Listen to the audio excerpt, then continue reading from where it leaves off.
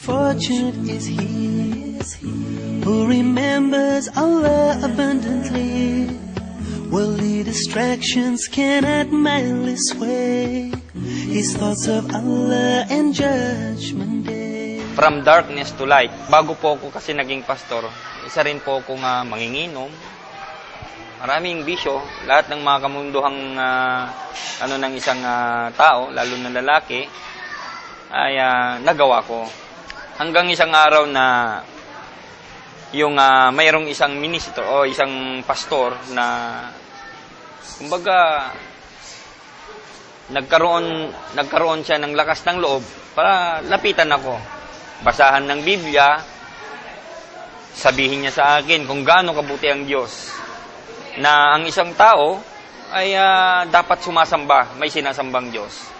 So sa patuloy niyang pagsasabi sa akin ng ganon, nahikayat ako na pumunta, pasyalan yung kanilang simbahan. At dahil doon sa eagerness ko, yung kagustuhan ko din, na yun nga, magbago, pinili kong umanib sa kanilang sekta. Yun yung tinatawag na born again. So ganun nang nangyari sa akin. Hindi ako biglang nangaral. Inaral ko din. At that time, yun yung alam ko na katotohanan. So yun ang past life. Yun yung si Pastor Neil Bano before.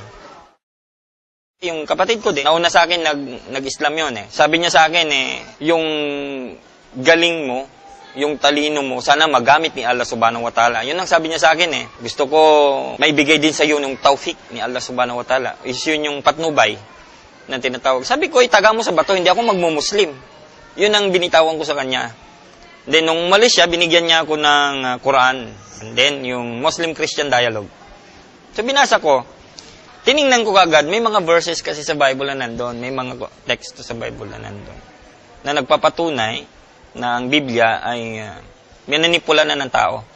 Hindi masasabi na ito'y salita ng Diyos. Kasi ang salita ng Diyos hindi nagkakamali, hindi siya nagsisisi. Ang Diyos hindi natutulog. Sa Bible nakalagay, natulog, nagpahinga. So, Bible, at saka yung yung sinasabi ng contradiction sa Bible.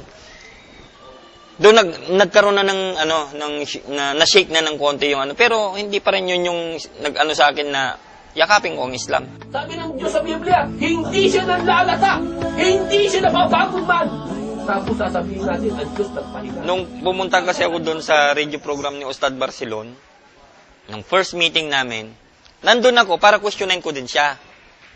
Parang gusto kong sabihin sa kanya, bakit po ninyo niyakap ang Islam? Samantalang napakataas yung katungkulan nyo sa pastoral. So, sabi niya sa akin noon, maganda at pumunta ka rito.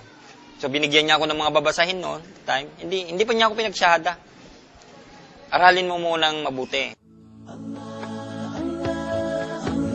Inaral ko kung ano yung katwiran, kung ano yung foundation, ano yung basihan ng pananampalatayang Islam. Talagang mula sa aking puso, yung pag-aaral.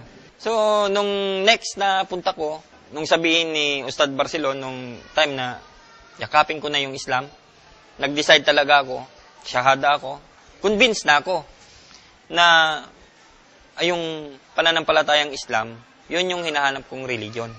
Righteous is he who bows to one. Natutuwa ko, unang-una, maumpisan ko na yung tamang pagsamba.